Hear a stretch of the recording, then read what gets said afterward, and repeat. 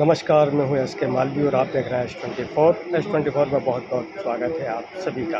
आज मध्य प्रदेश की राजधानी भोपाल में जेएस की बैठक संपन्न हो रही है और इस बैठक में प्रदेश के हर जिले से जेएस युवा आए हैं। और इस बैठक का उद्देश्य आज मध्य प्रदेश में आदिवासियों को जल जंगल जमीन से जबरन जो भारतीय जनता पार्टी की सरकार विस्थापित कर रही है, खासकर जो देवास जिले के खिवनी खातेगांव में, उसके बाद बरेंडा डिंडोरी जिले के बरेंडा गांव में और माखन नगर के डांगपुरा में जो खरगापुर और डांगपुरा में जिस प्रकार भरी बरसात में आदिवासियों के घरों को तोड़ा, उसको लेकर मध्य प्रदेश का पूरा आदिवासी संगठन जेएस सरकार का आज पूरे सब ने मिलकर सरकार की निंदा करी।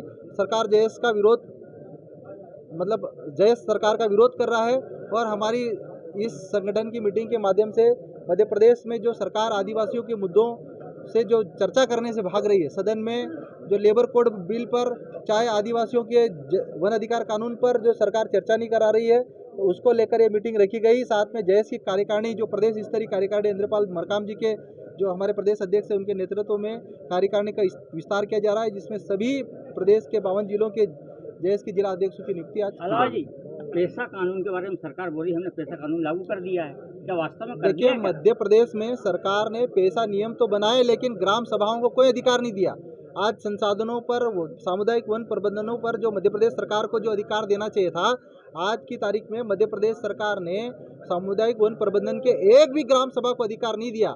न ही ग्राम सभाओं को खनिजों पे अधिकार दिया, न ही ग्राम सभाओं को संसाधनों पे गांव की सीमा के भीतर जो आ रही उन पे अधिकार दिया, न ही पेशा के तहत जो समितियां बनी है उन समितियों की सरकार समीक्षा कर रही, नहीं उन समितियों की न तो प्रशासन सुन रहा है, कलेक्टर न तो सुन रहा है, न एसपी सुन रहा है, न टीआई सुन रहा है। सारी पेशा समितियों का खुला उल्लंघन हो रहा है और पेशा कानून का जमीनी स्तर पे कोई लागू नहीं किया है। सरकार सिर्फ गुमराह कर रही है, मध्य प्रदेश के 2 करोड़ आदिवासियों के साथ धोखा कर रही है। आदिवासियों के साथ धोखा हो रहा है। आप एक विधायक हैं और विधानसभा सदस्य भी हैं, विधानसभा में बैठते हैं, इसके बाद भी सरकार ने सुनी, तो इसको किस नजरिए से देखते हैं? हमने सरकार अगर आदिवासियों की मुद्दों को लेकर सरकार में सदन के भीतर भी गंभीर नहीं हो रही है, हम देख रहे हैं कि हम आवाज उठा रहे हैं लेकिन सरकार सुन नहीं रही है। आदिवासियों की मांगों को लेकर सरकार गंभीर नहीं है, आदिवासियों को बजट दुरुपयोग किया जा रहा है। तो अब मध्य प्रदेश का पूरा आदिवासी समाज, जो प्रदेश का लगभग 2 करोड़ की आबादी है, हर जिलों में सरकार के खिलाफ धरना प्रदर्शन किया जाएगा।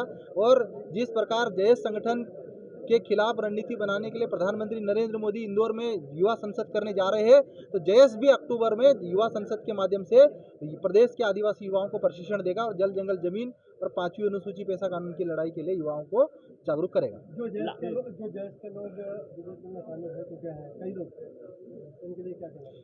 जेएस के लोग जो भारतीय जनता पार्टी में जो हमारे ऊपर आरोप लगाया जा रहा है कि बीजेपी में चले गए, जेएस जो ओरिजिनल जेएस जो जल जंगल जमीन की लड़ाई लड़ रहा है, जो अनुसूची 5 अनुसूची 6 की लड़ाई लड़ रहा है, जो खिवनी खातेगांव हो चाहे बरेंडा गांव में आदिवासियों के लिए सरकार के खिलाफ आंदोलन कर रहा है, उसमें सब पूरा युवा एकजुट है। जो कुछ लालची युवा जिनको चुनाव में पैसा कमाना था, वो लोग चले गए, लेकिन जो समाज के लिए उनके जल जंगल जमीन की लड़ाई लड़ रहा है, जो जेएस आज इंद्रपाल मरकाम जी की अध्यक्षता में काम कर रहा है और हम मिलकर प्रदेश स्तर पर आदिवासियों की आवाज उठा रहे हैं। जेएस संगठन से जुड़कर अपने जल जंगल जमीन की लड़ाई लड़ेंगे। और आज जेएस संगठन में हजारों की संख्या में मांझी समाज के भी युवा शामिल हुए हैं, तो मैं उनका तहे दिल से मांझी समाज का स्वागत करता हूं। आप भी जेएस संगठन के साथ जुड़कर हम आपके हक अधिकार की लड़ाई विधानसभा के साथ साथ सड़क पे भी लड़ेंगे। आने वाले विधानसभा में जेएस की कितनी सीटों में चुनाव लड़वाएंगे? देखिए, जेएस एक सामाजिक संगठन है।